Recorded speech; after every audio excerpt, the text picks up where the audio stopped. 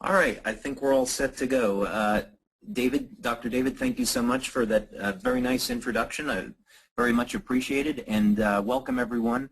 Thank you for taking the time to be here this evening. And we're going to start with this big, long, complicated title called New Methods for Producing Photobiomodulation Effects in Humans and Animals Utilizing a Novel Nanotechnology Organic Antenna, with the applications including an anti-aging effect by reduction in age-related inflammatory markers. Now that's a mouthful, so why don't we make this nice and simple and just refer to this as a revolutionary new approach to anti-aging. And when we're talking about this being a new approach to anti-aging, we have to look at what's going on historically in the field of anti-aging and how we got to where we are today. When we look over the past 50 or 60 years, we see nutrition, exercise playing very important roles in anti-aging. When we got into the 70s, it was all about megadosing. As information has progressed, we get in later into the 90s, and now it's more about hormone replacement, growth hormones, and today in the 2000s, we're talking more about telomeres.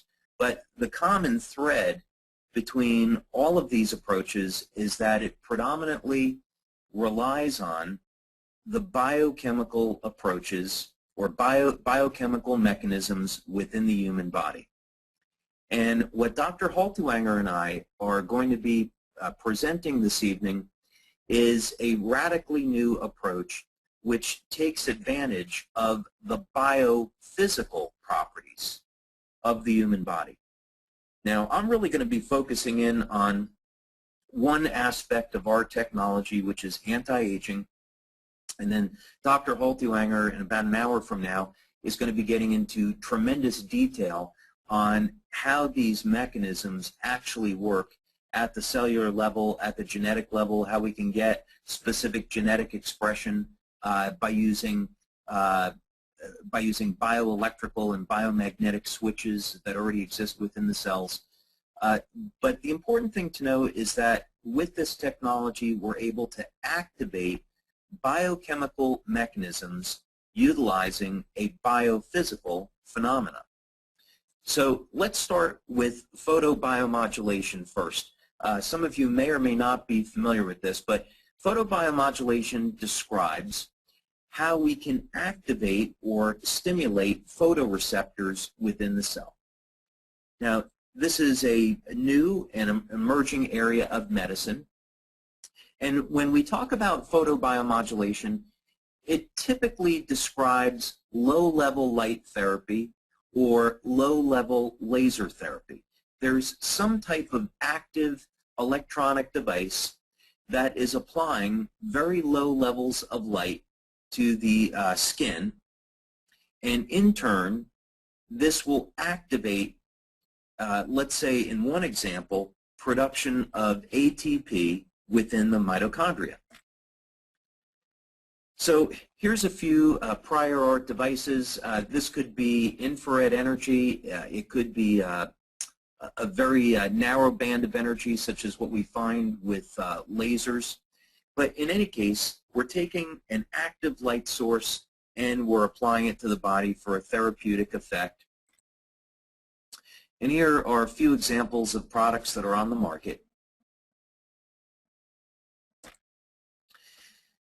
But what we're going to be presenting is an entirely new way to activate biochemical processes that take advantage of the photoreceptors within the cells.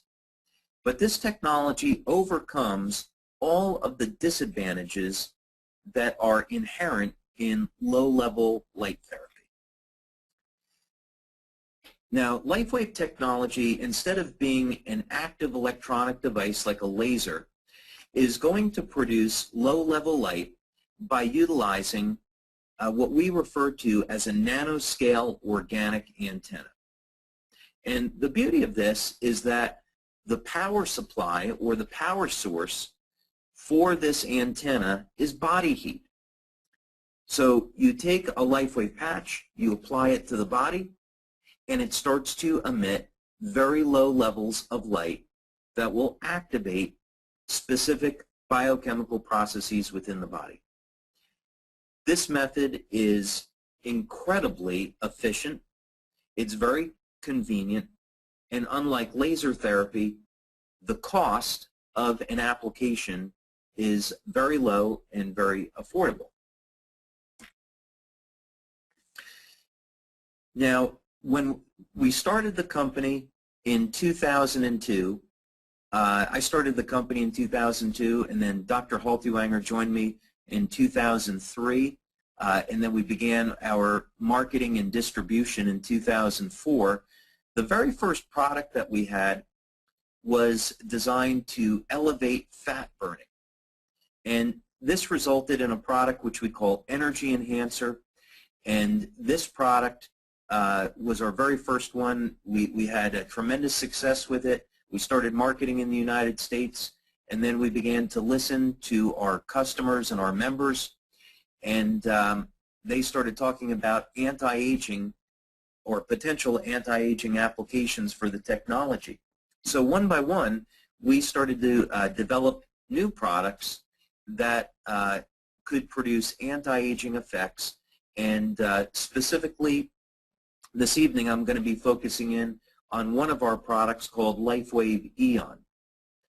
Now, in order to appreciate how the Eon product works, first, one of the things that we want to understand is that it's very well known that inflammatory markers such as C-reactive proteins, inflammatory cytokines, lipid peroxides, homocysteine, fibrinogen,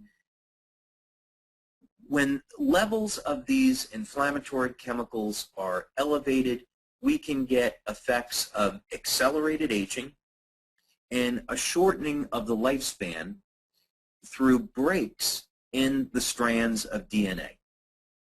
We also see an associated increase of levels of oxidative chemicals, so an increase in oxidative stress on the body in conjunction with elevated levels of these inflammatory markers. And what we're able to do with the Eon technology is reduce these inflammatory chemicals that are creating stress on the human system, whether or not that be at the level of the DNA, the cells, or even the organs.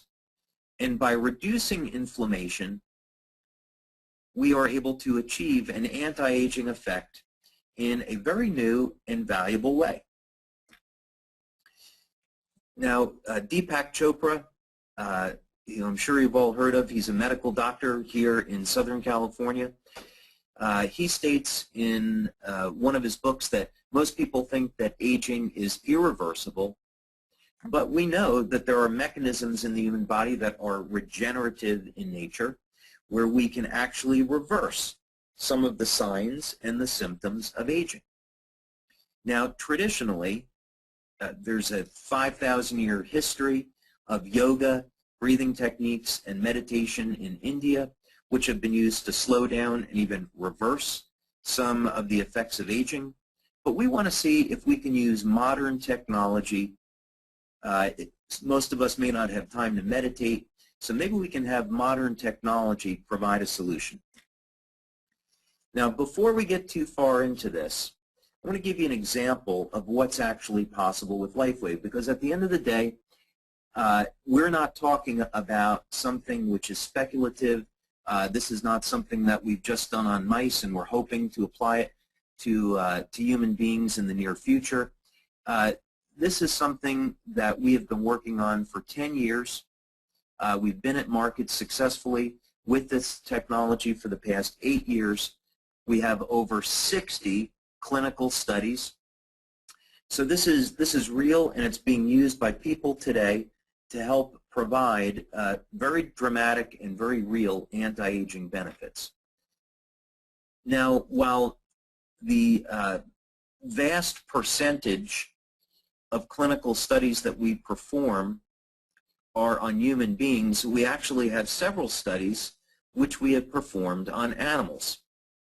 Now, in this picture on the left is a veterinary acupuncturist that we work with. Her name is Dr. Lauren Durock. And this is one of her horses that she owns up in Fresno, California.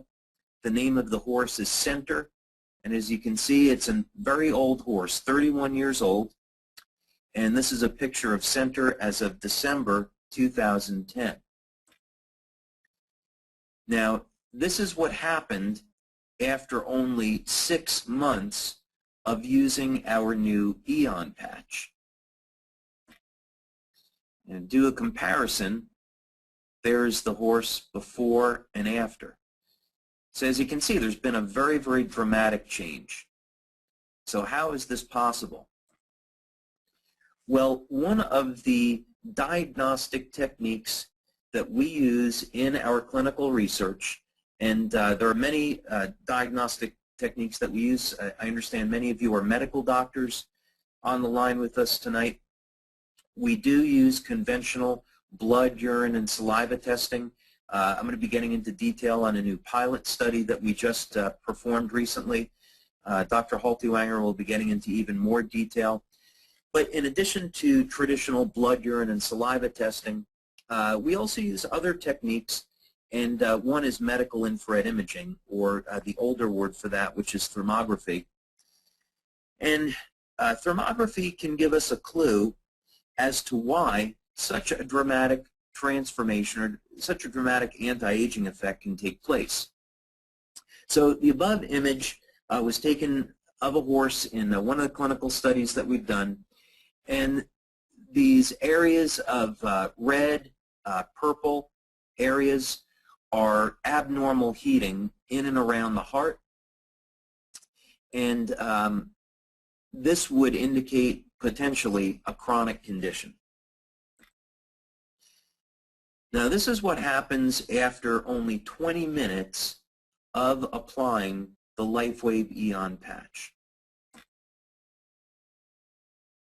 We can see that there is now a normal distribution of heat, and all of these chronic areas of inflammation are completely gone. Now, let's use a different case. This is a thermographic image that was taken of a dog, and in this case we have the opposite condition. All these blue areas indicate a dramatic case of impaired circulation. Now again, we apply the LifeWave Eon technology, and in only 20 minutes there's a massive change in the thermal distribution within this dog, and this is in fact indicative of a massive change and normalization of the autonomic nervous system.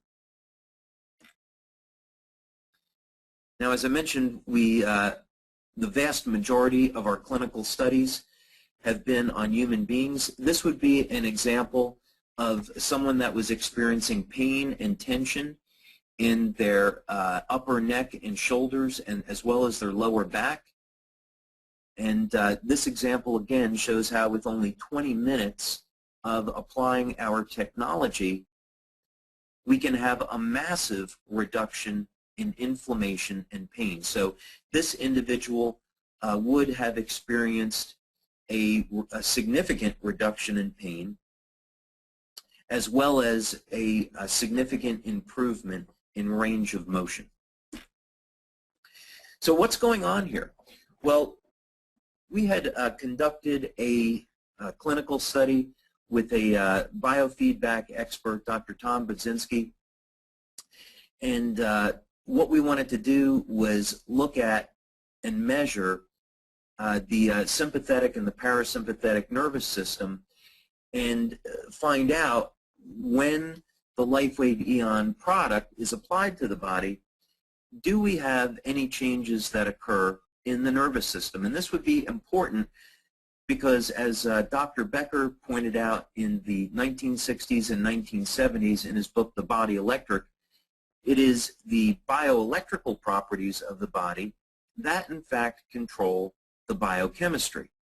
So the thought process here was that if we have chronic states of inflammation and we have chronic states of elevated levels of oxidative chemicals that are causing accelerated aging, could we in fact reduce these levels of these harmful chemicals through control or balancing of the autonomic nervous system and seeking a balance between the sympathetic and the parasympathetic states? So we in fact found that this was the case, and I will keep moving along. Now let me get back a little bit more towards photobiomodulation on this method of action. Back over 10 years ago now, there was research that was funded by DARPA, and DARPA stands for the Defense Advanced Research Project Agency. This is effectively the branch of the government that funds and oversees research as it applies to the military. And Dr. Harry Whelan was interested in this phenomena of photobiomodulation and how it could be applied to advanced healing techniques. And principally, Whelan was looking at pain relief, and what he found in his clinical research was that infrared energy, and specifically infrared light in the near-infrared band, specific wavelengths of light were able to elevate mitochondrial energy. Now this is really important because elevation of ATP leads to pain reduction. In addition to relief of pain, we also see that when ATP is elevated, the basic unit of energy in the human body, we get phenomena where injuries repair more quickly. There's anti-aging mechanisms that are activated. We've seen in our own research that we actually get an expansion of the cell. This means that if you were to use bioimpedance analysis, you could actually measure an increase in the phase angle of the cell and an increase in the cell capacitance. This is critically important because we know that when we're born, our cell potential is between 70 millivolts, 100 millivolts. As we age, that begins to decline. And if there's a mechanism by which we can reverse that process, it would be very, very valuable within the scope of healing and anti-aging. Now, LifeWave patches, what they do is they emit very specific wavelengths of light. So this is a photobiomodulation effect without having to use a laser or other active light source. So how do we do this? Well, LifeWave patches contain organic crystals. And these organic crystals are on the nanoscale. I'm going to show you some pictures in just a moment. We just had completed a clinical study, a microscopy study actually, a new one that we did over in Europe. And it was very, very interesting to see what these crystals look like. But in any case, we construct these organic antennas out of crystals that emit very specific wavelengths of light when they're exposed or activated by body heat. So the implication of this is that we can have a device that looks like a patch, except nothing's actually going into the body. You apply it, the patches begin to emit light, and they activate photoreceptors within the cell. So here's an example of some microscopy work that we've done to give you an idea what these nanoscale crystals in fact look like. So again, to summarize, LifeWave patches are non-transdermal. So unlike a smoker's patch or a weight loss patch where we're trying to deliver a drug or a herb through the skin, this is a non-transdermal mechanism. We're not trying to deliver any chemical through the skin. What we're doing is delivering light. These crystals emit specific wavelengths of light that cause specific biochemical reactions within the human body. Now, as I mentioned before, LifeWave has performed over 60 clinical studies. I think we're up to clinical study number 67 now. We've done this over the past 10 years. We've used many different types of diagnostic techniques, and many of our studies are published in peer review. So for more information on this, please visit our website at lifewave.com, and you'll see that we have a button there on the home page that says Research. You can also go to our product page and click on the Research tab, but we have lots of papers and more information where you can find out about LifeWave. Now, I want to get into some of the fun stuff here on specifically what this product and what this technology can do for you. And I'm going to use a few of our clinical studies as examples. So going back a few years ago, when this is I guess in 2010 and even later in 2009, we were looking at coming out with a new anti-aging product. To give you a frame of reference, we had already figured out a way that we could elevate glutathione levels using one of our products, carnosine, which is an extraordinarily powerful anti-glycation nutrient. It's a dipeptide that is found within the human body, predominantly in skeletal muscle. Carnosine, this patch elevates the antioxidant carnosine. We'd already done that, but we wanted to look at perhaps a new method of attacking the problem of aging, and we wanted to look at how can we reduce biochemical stress on the human body. So we know biochemical stress is caused by free radicals. We know it's caused by inflammation. Could there be a way that we could reduce multiple inflammatory markers and radicals with one single product? So that was the goal. So we developed this EON product, and we did an initial clinical study. This was done as a pilot. It was performed with the EON patch with 8 people. So this is just a small pilot, and we utilized blood, urine, and saliva testing, and we got some very, very interesting results. We found that, number one, we got a mild elevation of glutathione. Mild is a relative term. It was about a 10 to 15% increase in only 1 week. Now that would be compared to about a 14% increase on oral supplements of glutathione over a 30-day period.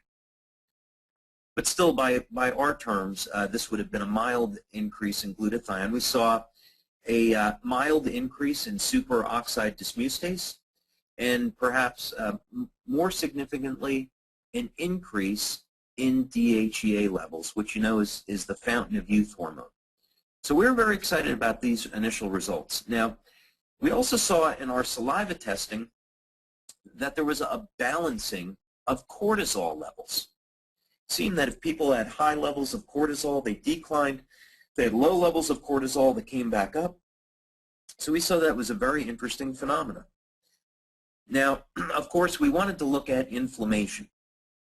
And one of the things that we were very excited about in this initial pilot was that there was a significant decrease in levels of C-reactive proteins, fibrinogen, homocysteine, and lipid peroxide levels. As a matter of fact, just this morning I was reading from Dr. Mercola on his website about a clinical study that was done with vegetarians and how many vegetarians can have deficiencies of vitamin B12. And when there's no or little B12 present, then homocysteine cannot be converted over into methionine. And when this happens, there's a higher incidence of cardiovascular disease. So all of these inflammatory markers, if they get out of check, if they're elevated in a chronic state, can cause damage to the organs, the cells, even the DNA, and lead to a phenomena of accelerated aging. Now, we have 11 clinical studies just on the EON patch, so I'm pulling a few here. This is a relatively new one that we did, double-blind placebo-controlled study, and this one utilized 60 people. And we used several, instead of taking the biochemical approach of blood, urine, and saliva, we wanted to know what was going on with the bioelectrical properties of the body. So this included a medical device from Europe called electrointerstitial scanning, where we can look at the bioelectrical activity in the organs. We used medical infrared imaging, a technique from Russia called GDV, which is gas discharge visualization. This looks at the electrical charge over the surface of the body. And another technology called PIP, which is using sound.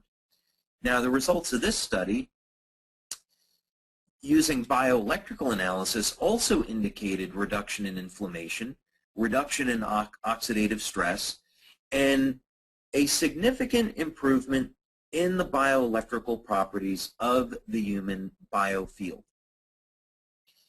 These results reinforce the neurological testing we had done with EEG. Another study that we did was with heart rate variability. And this was a pilot study that was performed with 20 people using a piece of biocom equipment. Now, HRV is going to be looking at the ratio of muscle contractions within the heart as one method of describing it. So what we found with this technique is, again, the EON patch normalized the autonomic nervous system. The best example that I could give you, if someone was in a predominantly sympathetically driven state, so they're a type A personality, the EON patch produces a relaxation response. People handle stress better when they use this product. Now, I'd like to go take a minute here and go into some detail on a new pilot study that we just got the results back on, because they're very, very exciting, and I thought I would share them with you. And this has to do with inflammatory cytokines. Now, this study was done with 13 people, 7 men and 6 women, and we used blood testing, which was performed using a product from Affymetrix. And we also took subjective measures on how people felt when they were using our product. Now, most of you probably know what cytokines are, but for those of you that are not medical doctors, cytokines are substances that relay signals between the immune system cells. In actually analyzing cytokines, it's fairly difficult to do on one level because cytokines so closely resemble hormones. In other words, and also some people actually think they could be classified as hormones, but they're signaling molecules. And when inflammatory cytokines are elevated, what this most often means is that the immune system is engaged with dealing with some sort of health threat.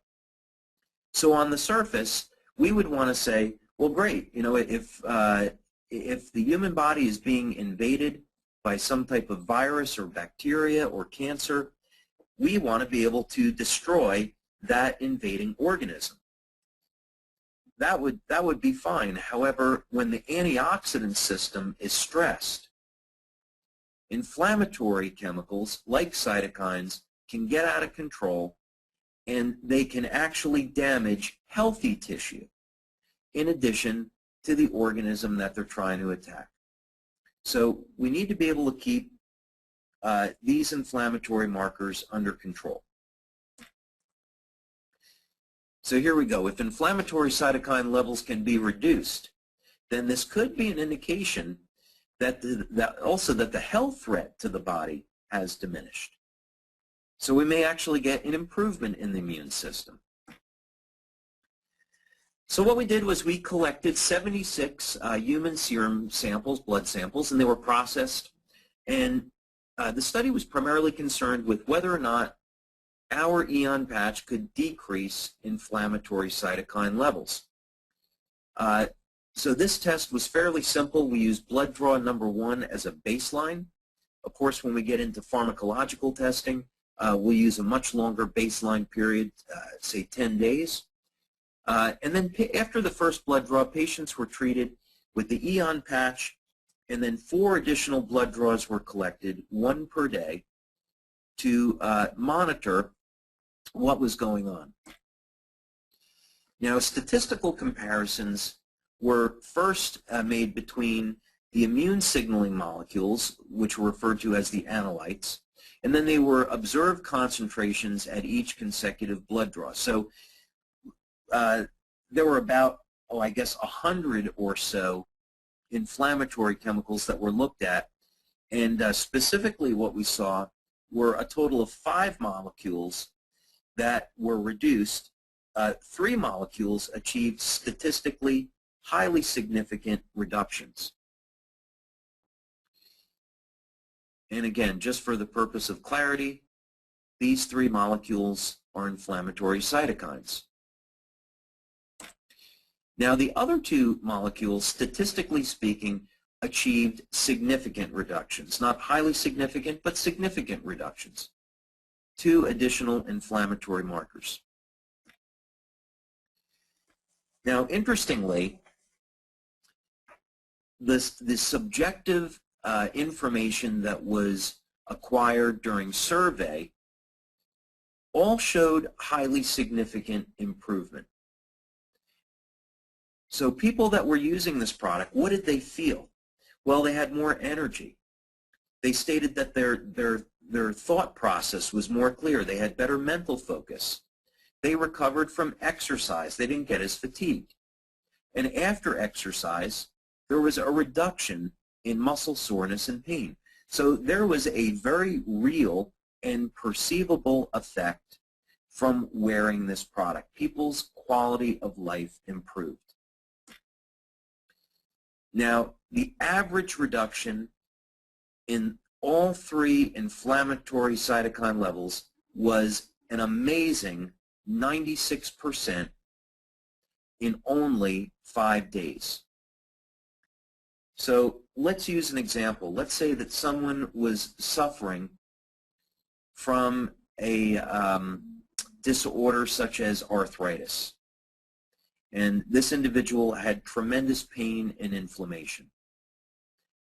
The quality of life improvement that we would expect to see with the EON product would be an immediate reduction in inflammation within 20 minutes, an immediate reduction in pain, and this situation would continue to improve over time as the individual uses the product.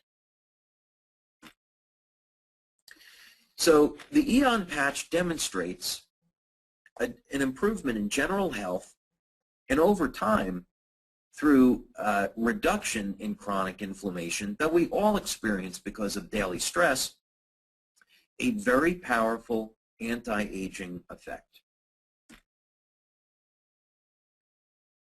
Now I'm just going to spend a minute about this, but for your reference, there are tens of thousands of clinical studies that show the connection between chronic inflammation and degenerative effects and accelerated aging. These were some of the interesting things that we pulled off of Life Extension magazine, and they have a medical board, and they try to stay on the cutting edge of what's going on in anti-aging. But Life Extension was clearly pointing to this connection between inflammation and elevated levels of inflammatory markers and accelerated aging. Here's one example. This came from this journal, New Surgical Horizons, and it's looking at the connection between chronic inflammation, oxidative stress, and DNA damage. And this paper goes on to talk about how precancerous or cancerous states can develop as a result of chronic elevated levels of specific inflammatory markers and oxidative stress. So persistent oxidative stress, persistent inflammation can damage cells and can even cause an accumulation of damage to the DNA. And all of this stress and oxidative chemicals are initiated through increase in daily stress. Now here's one way that we can look at this that graphically illustrates this connection. We start with stress. Now this could be a physical stress, it could be emotional. They both set off similar reactions, but first we get an increase in oxidative chemicals. In part, this is due to, it could be due to adrenaline, it could be due to increase in energy metabolism, but we get an elevation in oxidative chemicals, and if our antioxidant system is depleted, this can lead to increases in inflammation. If we go into a state where inflammation is chronic, this will cause damage to the cells, the organs, even the DNA. And we describe this process as a very important part of what happens in aging. Now, the EON product is going to start right at the beginning by reducing the stress on the nervous system. So we see a balance between sympathetic and parasympathetic states.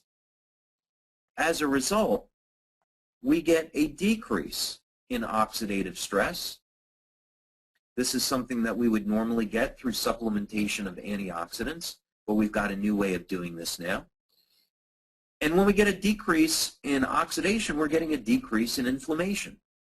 So this product, not only is it going to provide a very beneficial anti-aging effect, as a result, we get improvement in quality of life. So what is that going to mean? Well, let's say that you're completely healthy. This product's going to help to maintain and improve your energy levels. For those that aren't so fortunate, we'll see a reduction in pain and inflammation, and we have some incredible results that we could share with you about just that aspect of the product, life-changing results. Improved quality of the skin. We did a clinical study with 2 medical doctors in Australia that showed a 300% improvement in the quality of the skin in only 90 days of using the EON product. Now, participants in the study were actually using all 3 of our anti-aging patches, EON, glutathione, and carnosine. But we're just talking about EON this evening. Now, we're going to see reductions in stress and inflammation and improvement in organ function. We measured this through interstitial scanning, and just a general improvement in the way that people handle stress.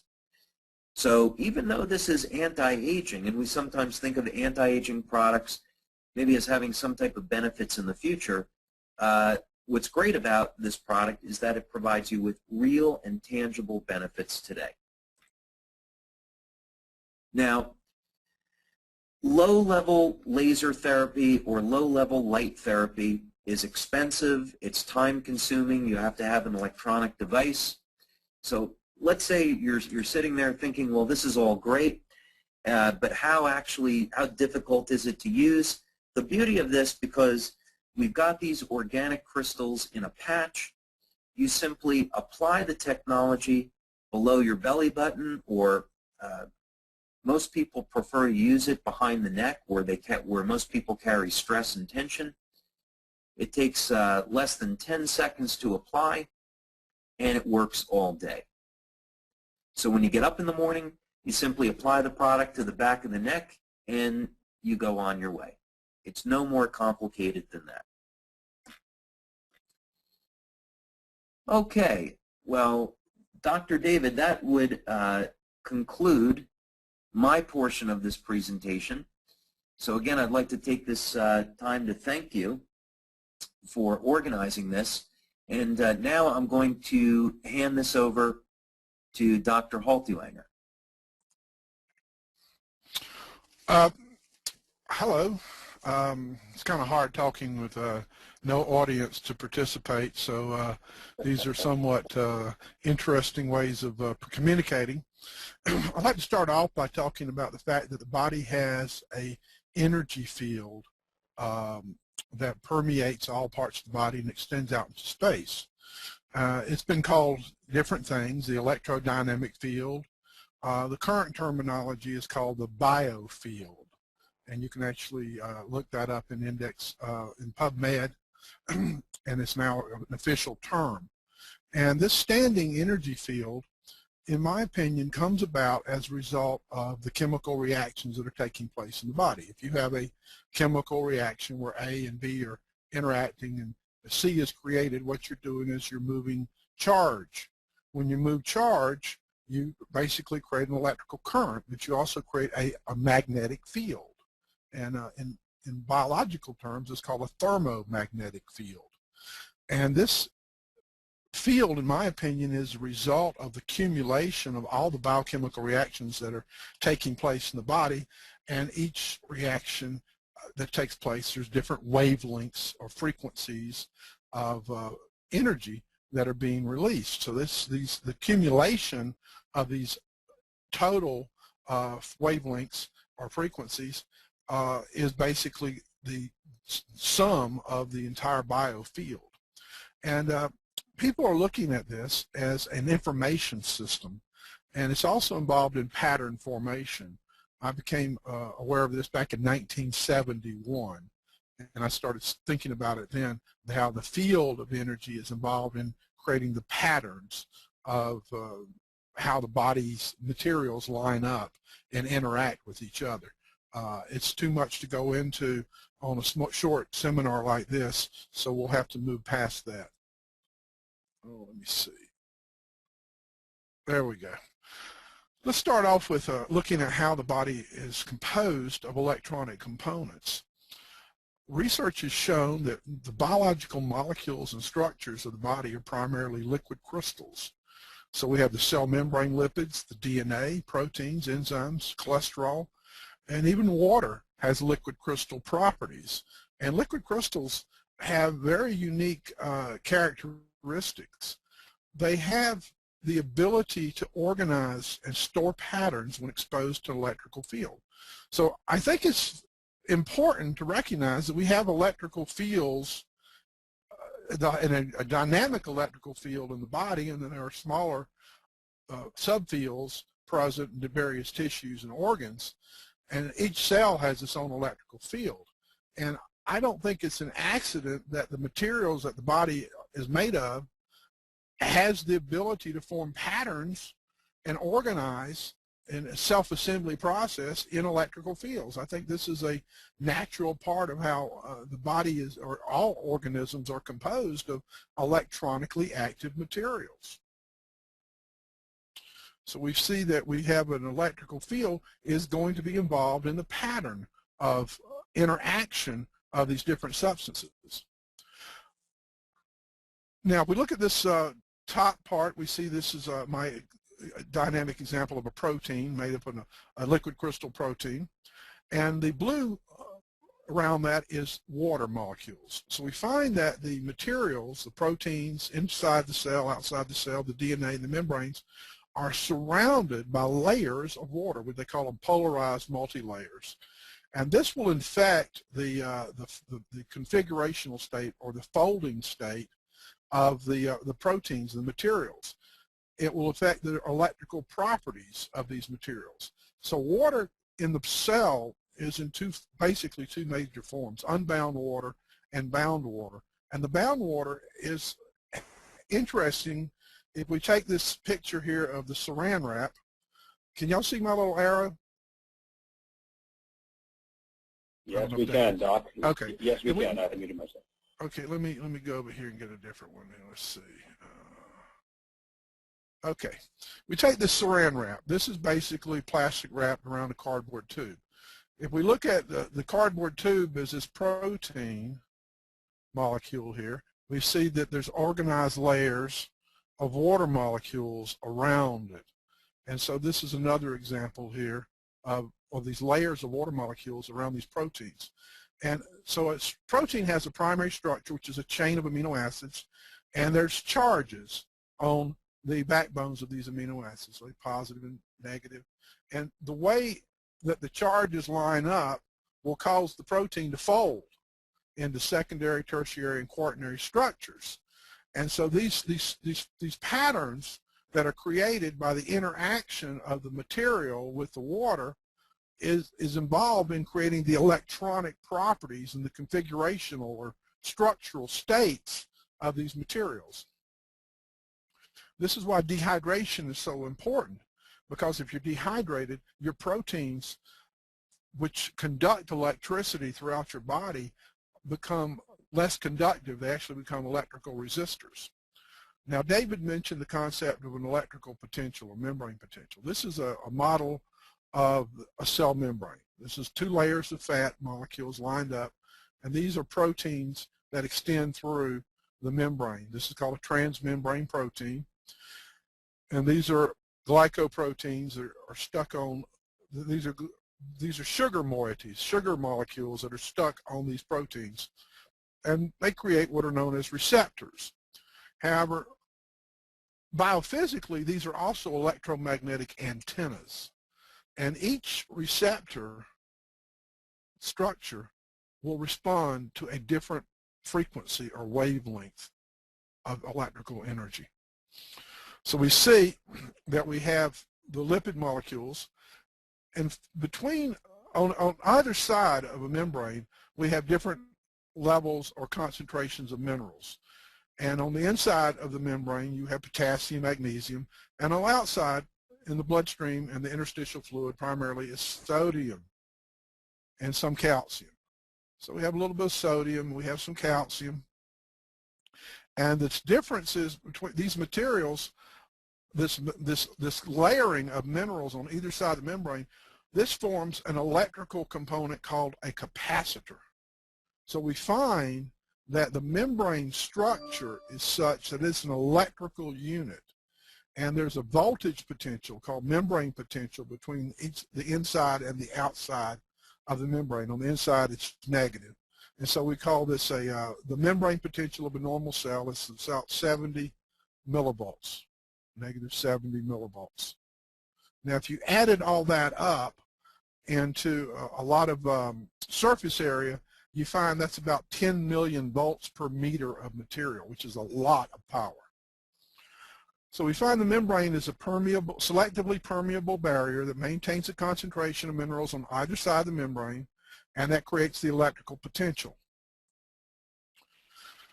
We also find that membranes have the proper electrical properties, and they act as a guide for moving electrical energy from one place to another. On the outside of the membrane, if you had two cells, let me see, if you had a cell here and a cell here, you'll find that electrical currents will flow between the cells, and they're conducted pathways. And some of the currents will actually flow in and out of the cells through ion channels. So we find that the structure of a cell inside an organ is an electrical unit. Organs are electrical conglomerations, or conglomerations of cells, and cells have electrical properties. And we find that the membranes are also liquid crystal resonators, and that the complex of a membrane protein and a membrane, and the way these proteins interact with each other, they serve as basically communication devices. In a sense, they're cellular radios. They have all the functions of a radio. They have what they call a liquid crystal circuit or oscillating circuit. So we find that these are able to be tuned. They have the ability to amplify. They have the ability to permit energy signals to initiate biological effects. So these are very important properties when you start thinking about the fact that cells have the ability to conduct from one place to another. They also have the ability to wirelessly receive. So they have basically like a phone system in a sense. You have your hardwired phone that's stuck into the wall through the electrical grid or to the telephone wires outside. And then you have your cell phones that are wireless communication devices. And cells have both properties built in. So we find the membrane proteins on the surface of the cells act as detectors and receivers of chemical messages. This is basically the entire paradigm of the pharmaceutical chemical industry, and they talk about the chemical receptors. However, when you start studying biophysics, there's another paradigm that comes into play where they're looked at as wireless antennas. So we find these are antennas for electrical frequencies that are arriving at the cell. And different signals can be communicated. We also find the DNA is able to generate these signals. Now, electromagnetic energy, light is a form of electromagnetic energy, and we know that DNA will generate what are called biophotons. And it's a lot of research is now taking place on the concept of biophotons, and they're looking at these as communication signals that the cell uses to control its actions, such as DNA communicating with RNA, DNA communicating with protein structures. So we look at biophotons as an internal communication system that's taking place. So we find that the cell membrane, along with the protein complexes, act as signal detectors, signal amplifiers, and signal transducers. That means they can take one signal and convert it into a different type of signal. So instead of looking at this just as a chemical receptor where a substance, let's say dopamine, bond is released from one cell. So here's a cell here, and it's releasing this dopamine molecule, and there's a space, and then this receptor on the cell will bind to the dopamine, and that's pretty much the current model of neurotransmission. Another way of looking at it is these are electromagnetic antennas. If you've ever looked at a microwave tower, you'll see these little rods sticking out at different levels, and they're picking up different signals of microwave. Same thing has happened at a cellular level. Instead of rods, these are sugar molecules, and basically these sugar molecules are part of the communication system of the body, and there's like 7 or 8 major sugars that are involved in creating these molecules. So if another way of looking at this is here's a cell membrane, and we look at a cellular circuit, and this circuit's made up of capacitors, which we've already said the cell membrane is a capacitor, and resistors. And so we find that the membranes of the mitochondria, the nucleus, the cell membrane act as electronic capacitors. They're storage devices for electrical energy. They're like batteries. And then we find that the internal material inside the cell, which was composed of the water and the structural elements such as cytoskeleton proteins, act as resistors. So we have a circuit. So we find that modern electrical devices are made up of transistors, which are semiconductors, resistors, and capacitors. We haven't mentioned this yet, but we find that the major polymers of the body, the proteins, as well as DNA and RNA, are semiconductors. So we have all the various subcomponents that are needed for electronic devices to process information. And so we see that these liquid crystal materials or molecules the body is made up of can possess electronic capabilities, enabling them to both absorb and emit electromagnetic energy. So here's a protein, semiconductor protein. Here's a DNA molecule, and here's a cell model. And there is a electrical frequency, electrical field is what I'm trying to say, inside each cell. The interaction of these electronic components creates an electrical field inside each cell. Now, change in the membrane permeability, and that means what the components, basically what you're looking at structural, is what is the cell membrane made up of. It's made up of fats, and it's made up of cholesterol. And there's different types of fats. These are called phospholipids mostly.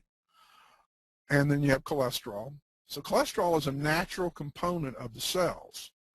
And if you go into a high altitude or a cold area of the world, your body will slowly increase the amount of cholesterol inside the cells, or inside the cell membrane. If you go into a hot area of the world, the cholesterol amount will go down and the unsaturated fats will go up. So this is why people have to acclimatize when they say go from a hot area to a cold area. It takes them some weeks and months to get fully acclimatized as their body is processing these materials in the diet and creating the membranes. And this will also change the permeability. So if you change, that's the structural part. But you can also change the membrane permeability by altering the cell membrane potential or the capacitance. And so this, if you increase the capacitance of the cell, you're going to increase or alter nutrient entry and mineral entry into the cell. You're also going to facilitate the release of toxins from the cell. And so one of the things we learned back in 2005 and 2006 is that energy enhancer patches and ice wave patches increase the capacitance or battery effect of the cells. So basically, it's like a rechargeable battery system. The patches will actually cause the cell membranes to charge up back toward normal. And as they do that, if you charge your batteries up, you're able to operate systems. Let's say you have a flashlight and the batteries are exhausted or very weak and you got very little light. You charge them up and now you have a very good beam of light. Well, in the cell membrane, basically this is a power conservation system, and so the mitochondria of the cells are converting food into ATP and they're releasing electrons. These electrons get stored in the cell membrane and you're charging up your battery. And then other components of the cell actually plug into the cell membrane and are able to operate various functions of the cell. So a normal cell membrane capacitance is actually going to help you operate the various functions of the cell, such as protein synthesis. It's going to help facilitate the release of stored toxins. And these are some of the first things we began to see as we started studying ice wave and energy enhancer patches. Now, we may have this effect with other patch products. We just haven't done this testing yet. Now, Dr. Steve? Yes. If I may just come in here. So basically, and correct me if I'm wrong, what you're saying is that most of us don't have as much a nutritional deficiency as much as it is an assimilation and usage deficiency, and that can be changed by just basically manipulating the electrical fields around the cells. Is that kind of like what you're saying? Or? Well, it's all tied together. You have your, first off, a bad diet's a bad diet. And no matter how good you do with your electrical properties, it's kind of like taking an old car with a worn out engine. It's a lot better to have a new car with a new engine. Now, the body will repair itself. So if you get a good diet, you actually functioning on the structure part. Now it's a matter of, now I've got a battery, but is it charged? And that's what I'm talking about. So you have to have the better your structure is, the better it's going to be able to hold the charge. Now, if you're looking at all this together, this means you have to have good minerals in your diet. So you have to have an adequate supply of minerals. And this means your potassium, your calcium, your magnesium, your zinc, your selenium, and all your trace minerals. So you have to have that. You have to have the right types of fats in your diet. And this is where there's an extensive amount of research on omega-3 fatty acids as one type of fats. And then there's GLA, gamma-linoleic acid. And you have your omega-3, and then you've got CLA, which is a conjugated linoleic acid. Anyway, all these fats are necessary. So you got omega-3s, and you can get these from different places. Fish oils, you can get them from algae products, you can get them from mostly fish oils, and some flaxseed oil, another source of these types of fats. And these will rebuild the structure of the membrane. And that's one thing. Good mineralization is going to help also. But then the patches, in a sense, are going to help you recharge these membrane structures, is what I'm trying to say. Okay. Okay. So it's a combination, like you said, of different things. The structure, the components have to be in place, but also you've got to be able to ensure through the electrical conductivity that they are used well, the components are used and integrated well with whatever else is going on in the cell. Got it. Okay. Now, if we look at, this is a book written, I think, 1983, Biologically Closed Electrical Circuits. And so we find that proteins, cell membranes, and DNA are not only liquid crystals, but they're also natural semiconductors. And your computer is made up of semiconductor materials. The chip that operates in computer is a silicone-based semiconducting material. And we also have these types of structures inside a cell. And this is a cell membrane capacitor. If you show this to an electrical engineer, he'll say, oh, that's a capacitor. Yeah, that's a biological structure inside a cell. So we see these structures are there, and they're there for a reason, because you have to conduct electricity. I'm going to try to get to that a little bit in a few minutes. You have continual circulating electrical circuits throughout the body. That's what they call biologically closed electrical circuits. Another thing to look at is that proteins actually act as switches. So we have proteins are semiconductors. That means they conduct and route electrical currents in preferential directions. That's very important. You wouldn't want you want to be able to control your power. You don't want to short circuit. If you had an electrical device, you wouldn't want to have it short circuited. You want to have the electrical circuits properly conducted. And we find these structures extending out of these cells through the membrane to the interior. So here's one cell bound to this other cell, and it's literally conducting these circuits through different components. And so these are very important when you start looking at the fact that there's a continual circuitry that flows between the cells, electrical currents flow between the cells, and electrical currents flow in and out of cells. So a bioelectrical current is an electrical current, or direct current is a current that flows steadily in one direction. And we find that bioelectrical currents are controlled by changing the electrical conduction of proteins. And one of the things you can do to change the electrical conduction of protein is change the level of hydration in the body. If you dehydrate the body, you become less electrically conductive. We also found that applying patches changes the conduction. This is an actual study from LifeWave. Hold on just a second. Excuse me.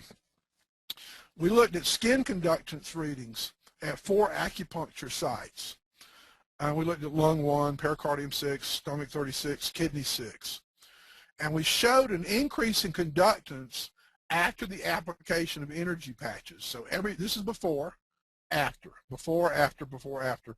Each time we put the patches on, the conduction and that acupuncture point increased. That's one. That was in 60 people.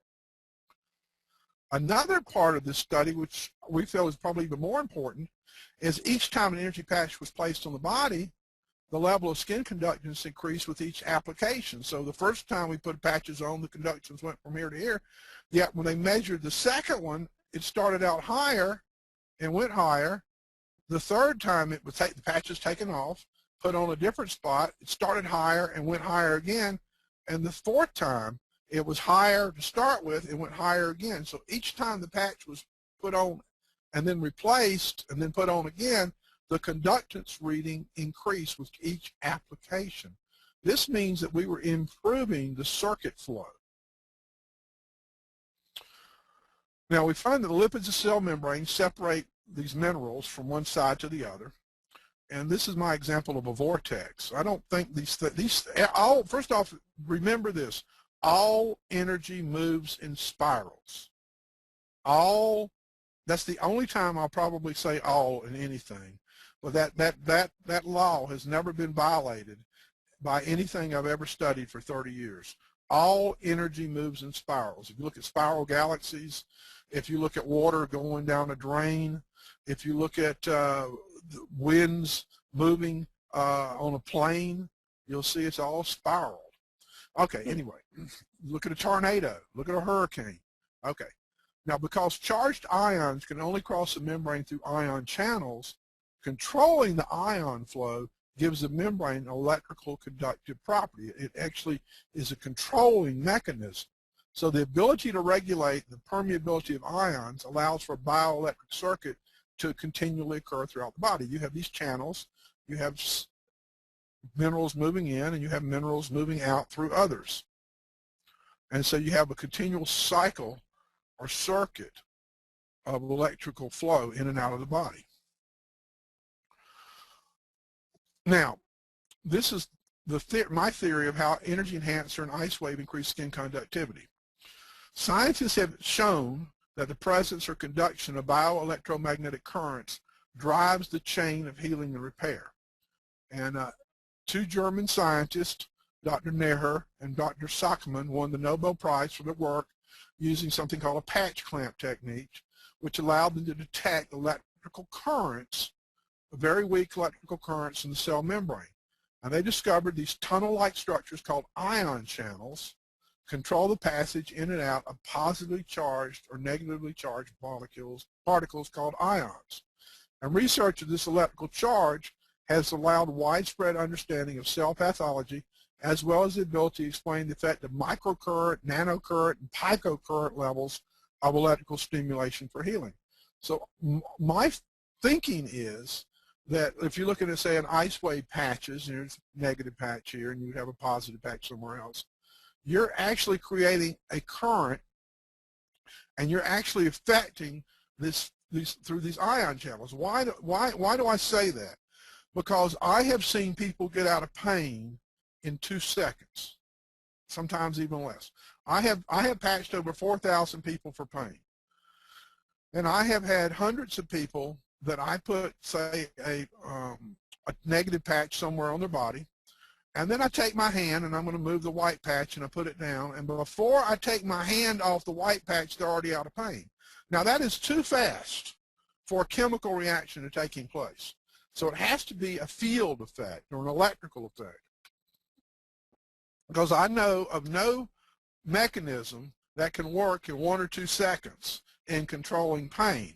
I mean, if you were laying on a table with an intravenous line put in your arm, and you had somebody had a syringe of morphine getting ready to squirt it into your arm, and you put the ice wave patches in exactly the right place, other person would be out of pain before the other person would respond to the morphine going into the vein, because it would take 8 to 15 seconds to really start getting into your circulation before it start having an effect, yet you're already out of pain in 2 seconds.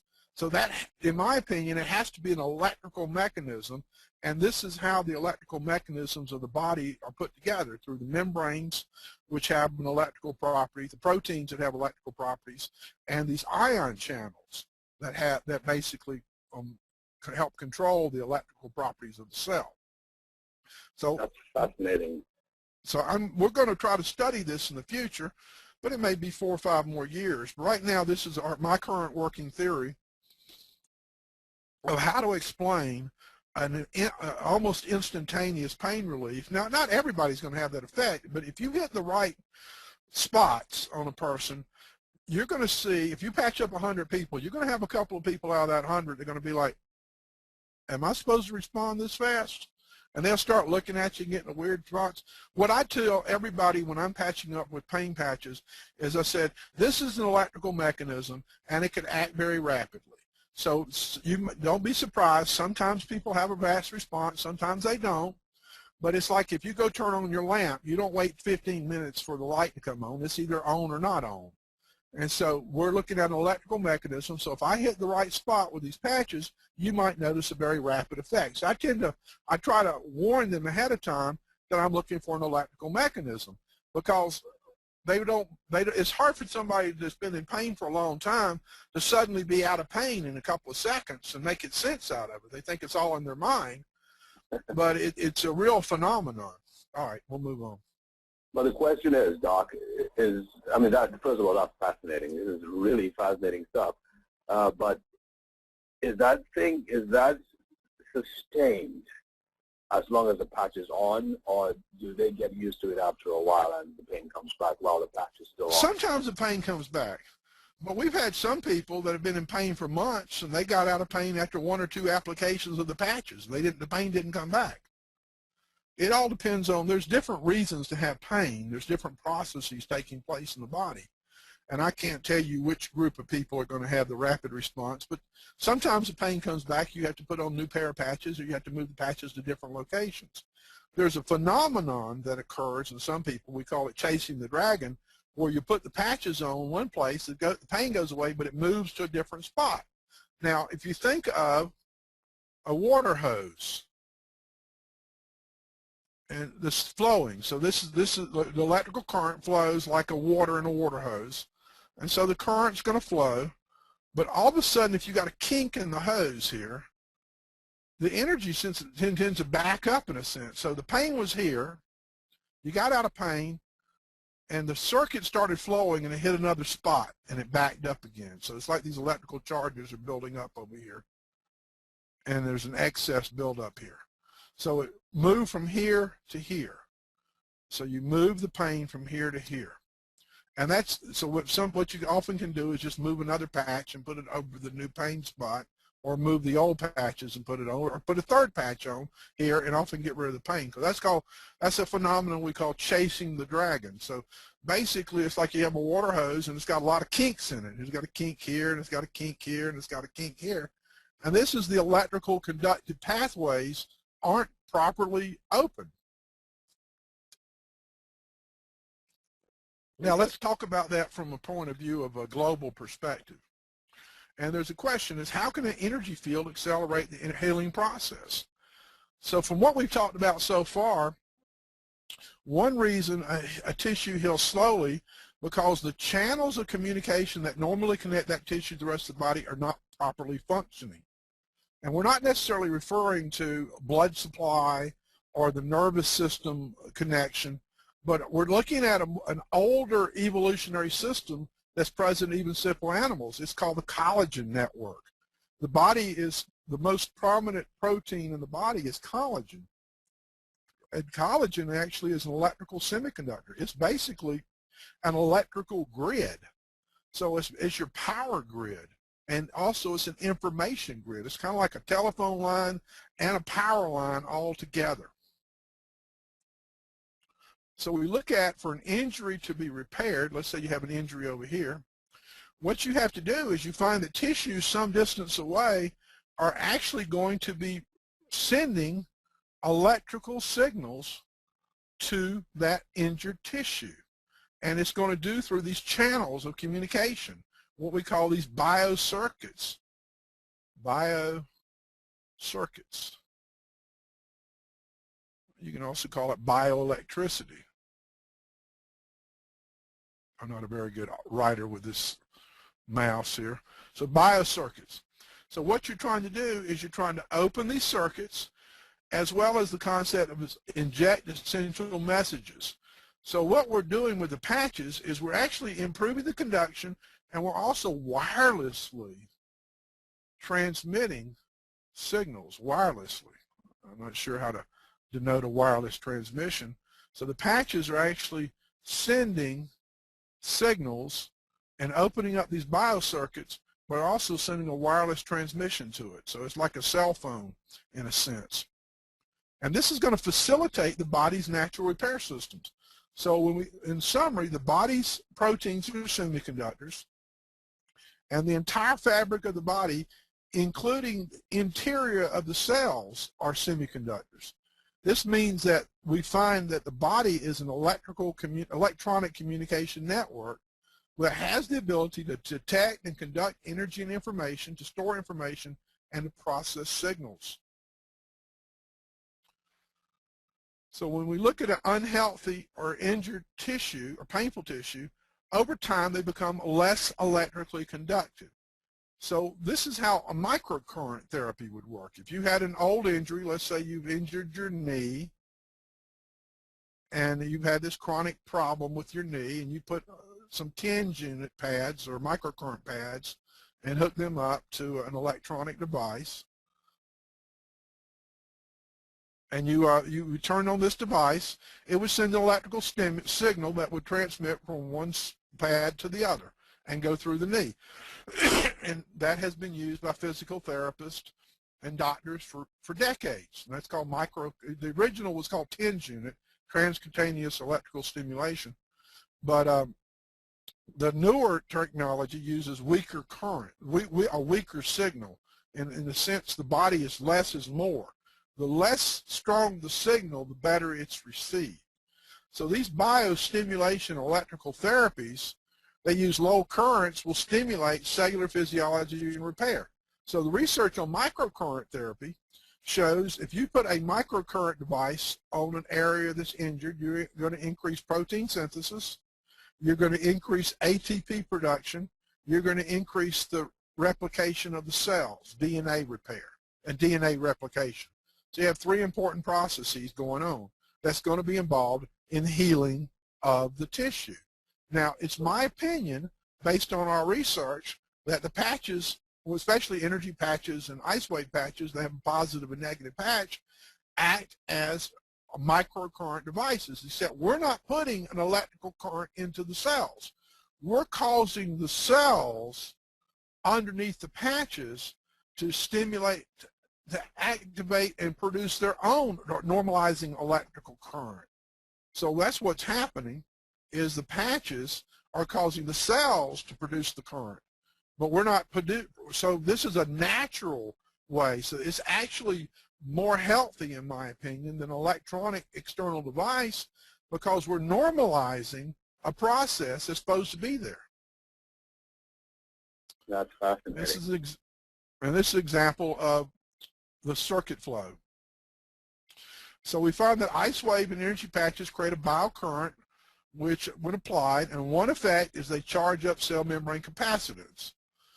And so we would find this cell membrane, in this case, has a low potential, 40 to 50.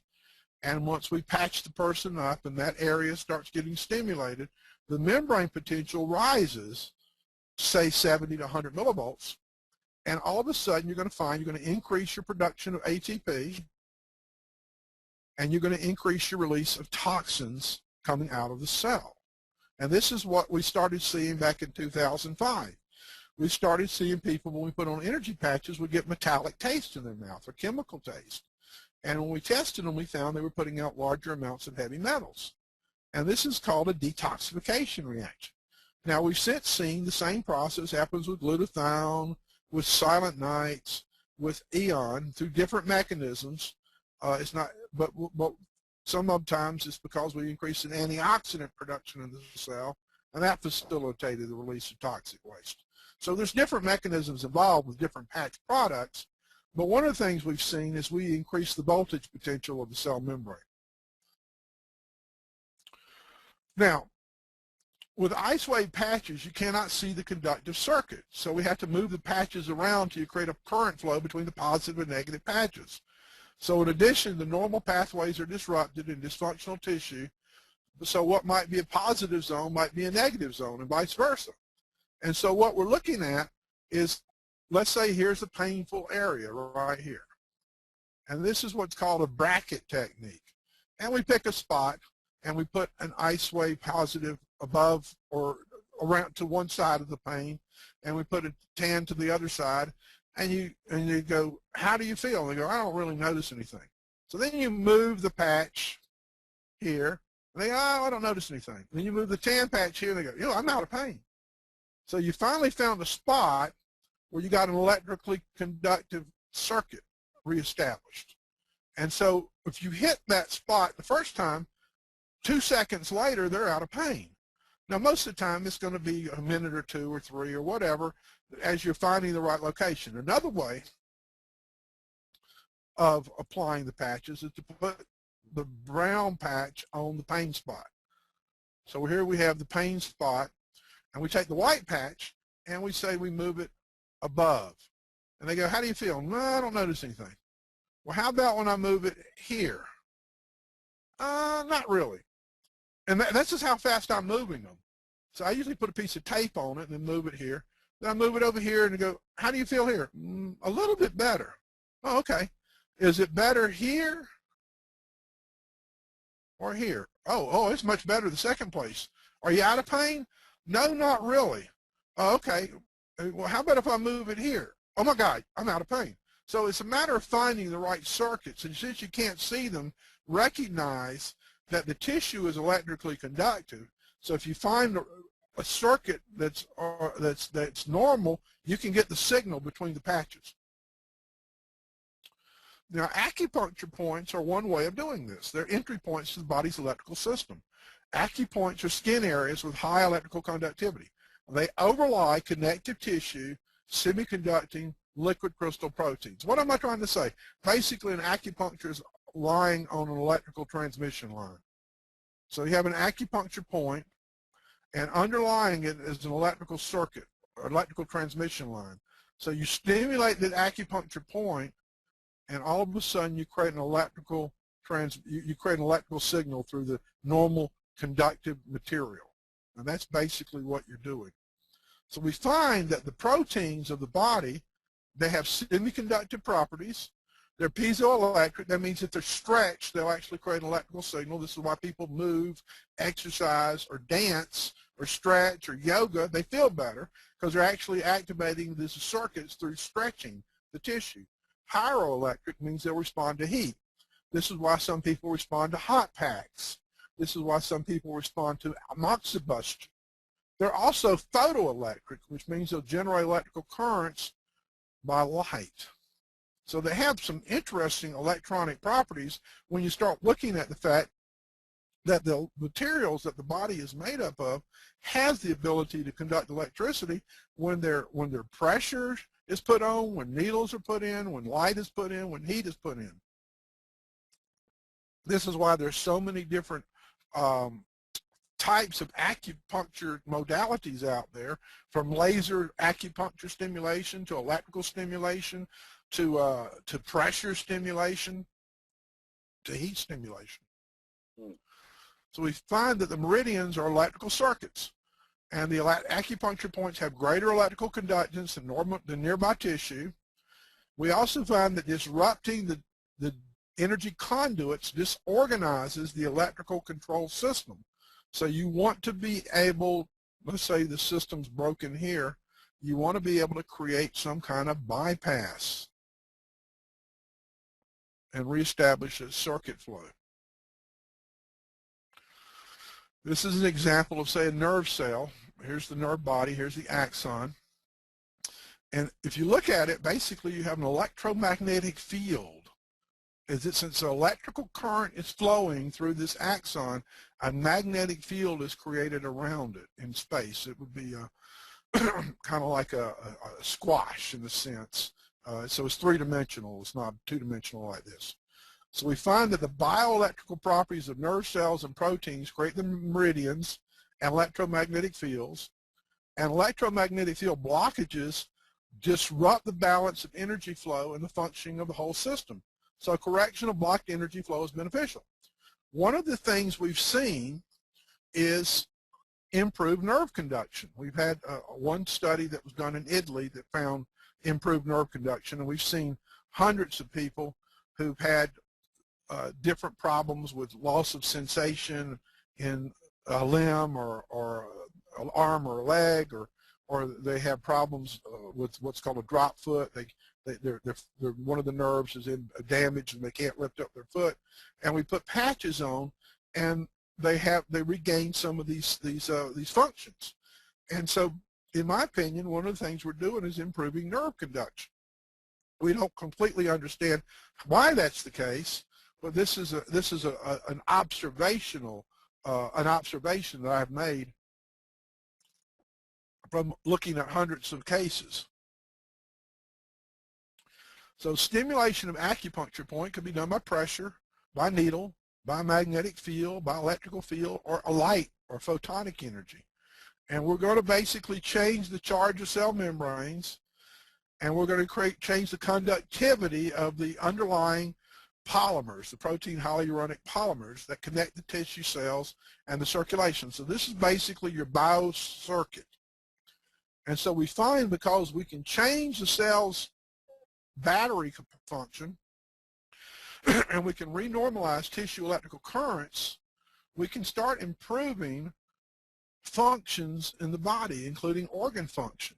And our electrointerstitial scan research, EIS research, which is a way of measuring the electronic properties of organ, has shown with just about every patch we've tested so far that we improve organ function, at least from an electronic measurement.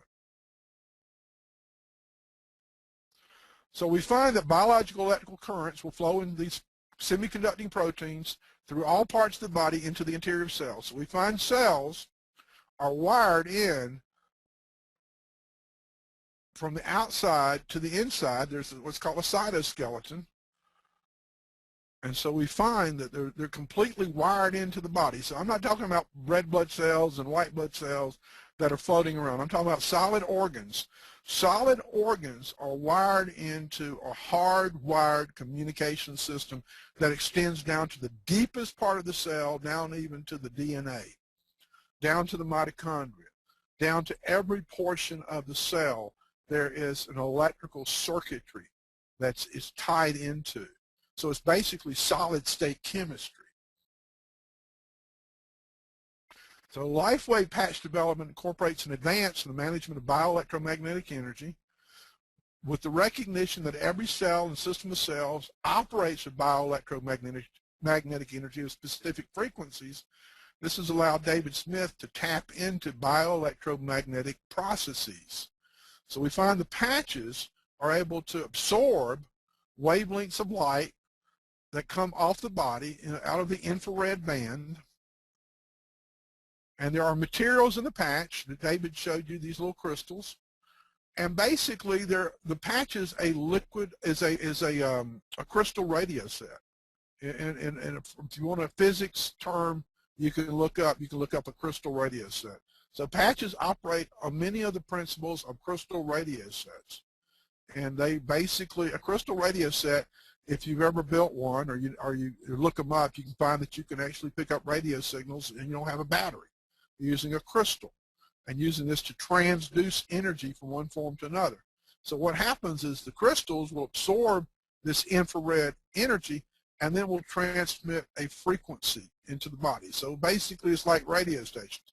By changing the formulas of these crystals, it's like FM radio. You got FM 96 that plays rock and roll, and FM 100 that plays country, and FM 101 that plays classical music. So changing the formulas changes the frequency band of information coming back out of the patches into the body.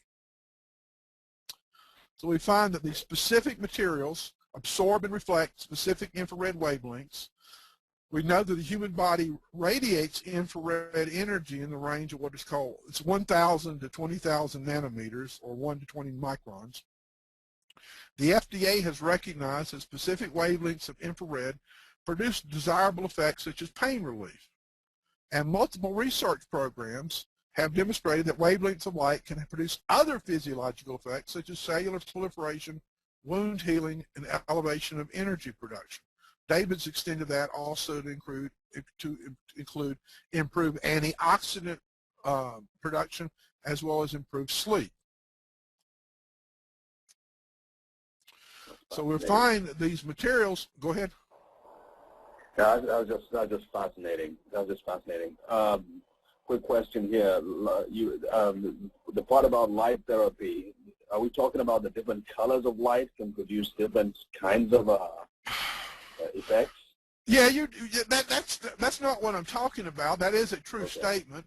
What we're looking at is wavelengths in the infrared band primarily is different. If the infrared band is let's say 700 nanometers, I can't write, 700 nanometers to 20,000 nanometers, you got a lot of wavelengths in there. And let's say, for example, that wavelength 1012 will have 1012 through 1020 will have an effect on glutathione production. Yet wavelength, say 2022 might put you to sleep. So I'm just saying, basically, by changing the formulas, we're actually able to change the wavelengths that the patches put out in this band of energy between 700 nanometers and 20,000 nanometers. And we're not putting out one single wavelength, we're putting out a wavelength band between certain areas. Got it. So, got it. Okay. And it's through these crystals that we create in the patches that we produce these bands of energy. And this crystal is going to produce a different band of energy than this one here. And this one here is what I'm trying to say. So it's basically like we're in a sense we're reflecting or transmitting back specific signals is what I'm trying to say. It's like it's information signals. In a radio station, it's music. In a radio station, it's Elvis, or Beatles. Or another station is going to be playing Mozart or Beethoven. They're both putting out radio signals, but they've got different information coded. In patches, we're putting out infrared signals, but we got different information coding in there. So the patches absorb basically the same wavelength of infrared, but what they put out is different depending on the way the crystals are constructed. I think that's pretty accurate. Okay. I mean, the body's going to basically the body's the power source. You've got this band of energy being radiated from the body. Patches are picking up and absorbing this energy, but then the crystals are transmitting a very small band back in. So you're basically taking a wide band of energy, in a sense noise, and creating information. Got it. All right. Interesting. So one of the things we can do is recreate antioxidant or anti-inflammatory effects. So we can initiate specific metabolic changes. So basically the patches are organic molecular antennas that can transmit what are called photobiological messages needed for initiating metabolic changes. Here's a transmission antenna. In this case, you're looking at a cell phone. And look at these wires, the way they are. Remember that picture I showed you of the cell, and they had these little things sticking out like this? That's those, except we're smaller. This is working in the radio, microwave band, and this is working in the infrared band. This infrared is a higher frequency, therefore the wavelengths are going to be smaller. That means the antennas are going to be correspondingly smaller, and the antennas are going to be the size of molecules on cells. But they're the same process as these little antennas that are sticking off this thing. When we see the cell membrane and you see these little proteins, sugar proteins sticking off here, that's going to pick up a different wavelength of energy than this one over here, or a different frequency. Here's a frequency-specific antenna. Here's another frequency-specific antenna. We see these crystals are created in the patch, and the patches are made up of natural substances. So we're using natural organic materials that are non-toxic. You could actually open them up, suck them out, and eat them. Probably wouldn't taste that good, but they're not going to hurt you. You don't want to. There's a medical grade adhesive, same adhesive found on Band-Aids. we have two pieces of plastic, and polyethylene, and it's the same type of material made in medical tapes. Matter of fact, we make our products in factories that make medical devices. So we make them under very high standards. And so we use a medical device manufacturing system in order to manufacture our products. Now we're making them under, they're not sterile, they're not designed to be sterile, because you're going to put them on skin, but you want to put them on unbroken skin. And so what we're looking at are these crystals are sitting here. And this is an example of the wavelengths coming off one of the energy patches right here. There's wave numbers, another way of looking at wavelength. And so you find that here's this energy band. Now if you had a different patch, you might find this peak over here is a little different, and this one over here is a little different. Does that make sense? Yeah, it does. So basically, and when I first heard about these patches, they were being used for athletes that it seemed to enhance their performance. So basically, these were emitting or reflecting from a different kind of energy wave that produce energy in their bodies, as opposed to pain, reducing pain. Right. What reason I presented this information is to help you understand something. This is an advanced technology.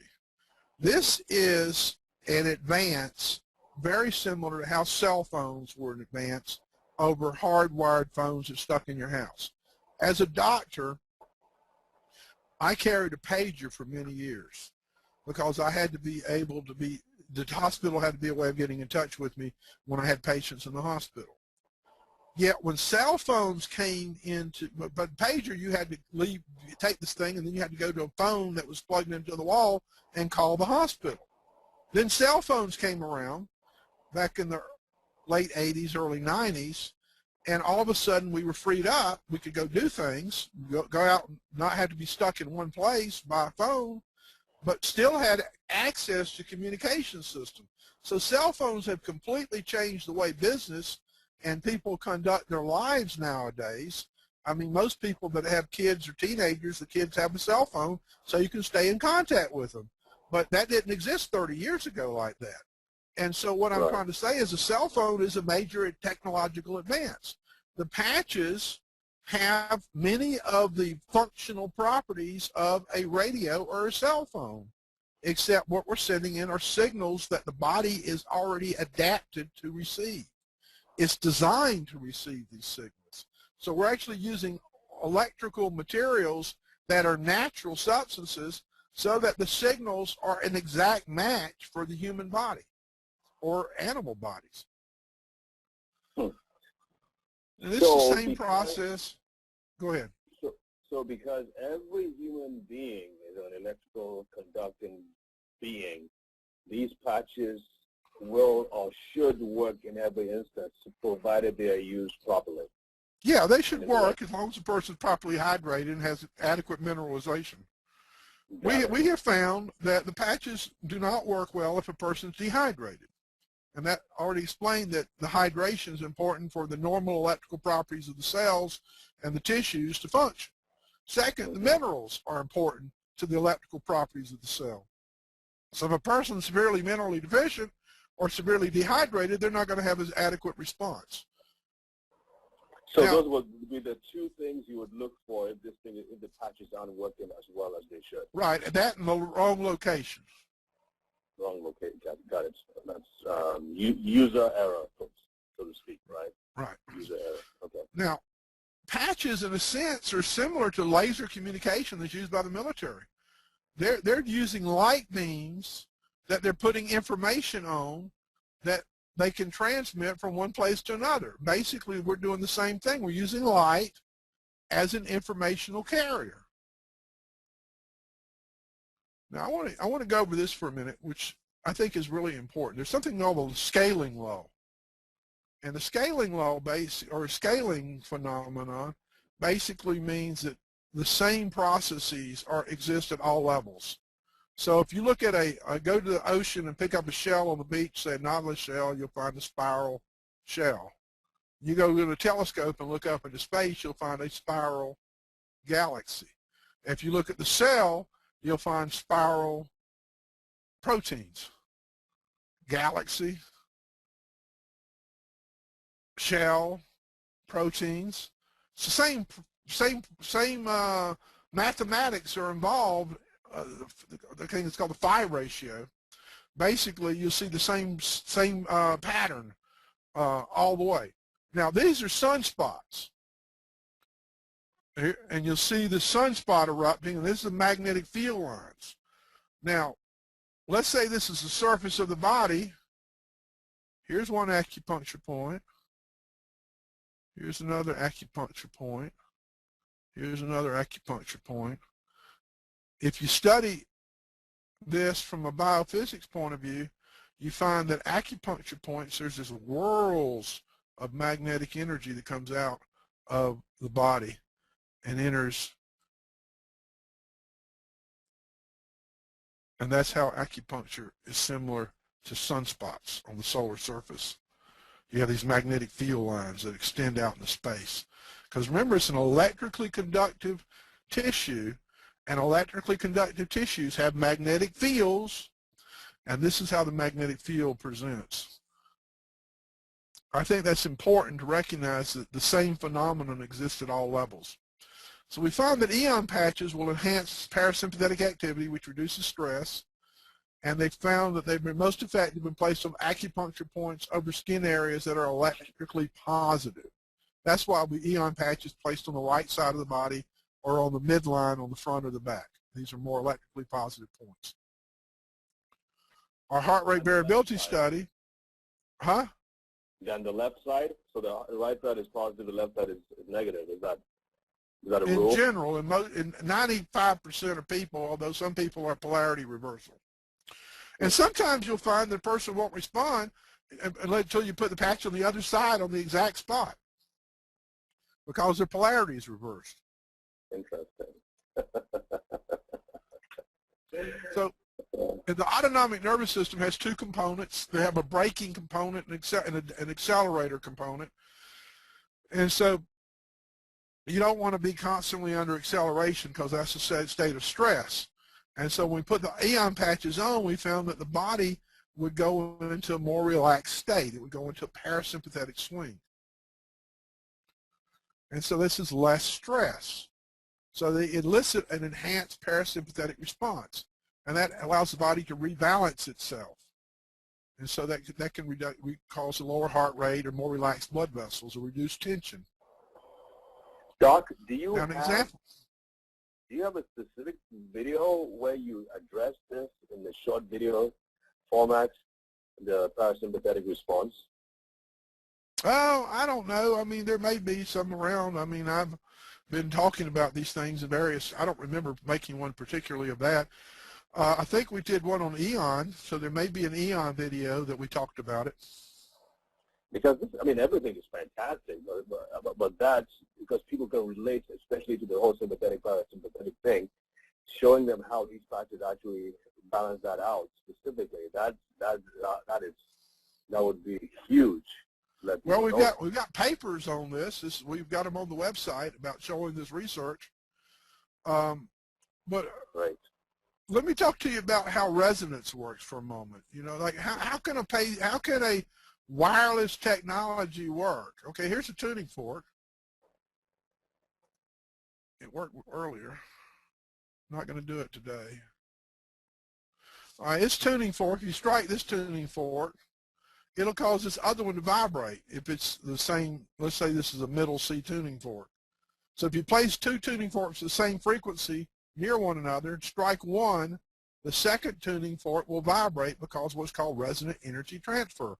The same phenomenon occurs in all materials. All substances have a resonant frequency. That means if you have that resonant frequency, if you have a mechanism of creating a resonant frequency that matches, this other substance will pick it up. It will respond to it. Okay, so basically we're constructing antennas from molecules that transmit specific frequencies that specific molecules will respond to. So the patch is actually sending out a signal that some molecules inside the body are going to resonate to, and they're going to initiate a reaction. just like the tuning fork. Now, I'm almost finished. GDV is what's called gas discharge visualization techniques that allows you to view energy fields. So the Carilion effect is the glow around the edge of an object in a high-intensity field. And these are actual pictures of some of GDV's pictures of our patches. Here's the white patch, energy patch, and here's the tan patch. And you can see the energy field around these patches are a little bit different. Right.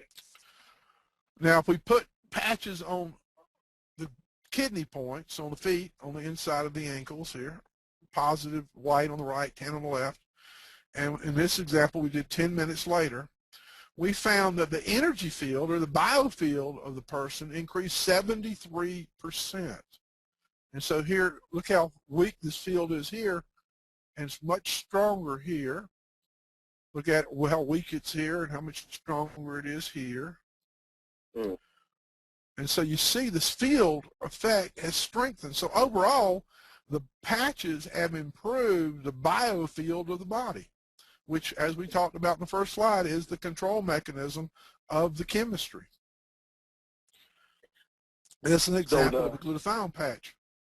So the brighter the biofield, or the brighter the light around the person's body that can be seen on the instruments, the healthier the person is? Yes, in my opinion, yes. Okay. Well, the stronger their battery effect is. I mean, and look, would you rather have a weak battery or a strong battery? If I'm going out at night, let's say I have to walk through the forest and I've got a flashlight, or a cave. Let's say I'm in a cave. I don't want a flashlight that's batteries are almost dead. I want a fully charged flashlight. And so if my body has battery function, and the battery function is going to control, part of the control mechanism of how the cells process food, how they build proteins, how they manufacture DNA, if that is properly powered up, then those mechanisms are going to be operating properly. But if the battery function is weak, you're not going to be able to repair properly. And this is just an example of a person with a GDV of with the glutathione patch. And again, we see how small this field is, let's say here, and how much thicker it is here, how much thicker it is here. So it's a stronger field. That's all for my slides. This is amazing, Doc. This is just amazing. Thank you so much for this. I mean, this really explains this a lot better, and helps us to really appreciate what you're talking about. I want to take it back so we can have your picture up again. And, okay. And what we're going to do, folks, is that you can start. I know the questions have already been coming in, and Doc, you can take a look at the questions and see which ones you want to tackle, or if you would rather I read them out, so we can do that. I'll run over a couple. Okay. Now, I don't know if the patches have anything to do with hair loss on the dog. There's a question of what patch do you place on a dog with hair loss. But where you would place patches would be on the backbone, or under the belly. Now, you might try a glutathione patch or an eon patch just below the belly button, going toward the tail side. So belly button would be one spot, and then you go a little bit past that toward the tail, and you can put it there. Or you can put the patch on the top of the dog. Now, some people will put energy patches on, and they'll go right to the backbone, and they'll put them right where the hips come together, about half an inch off the backbone on either side, right on the right, tan on the left.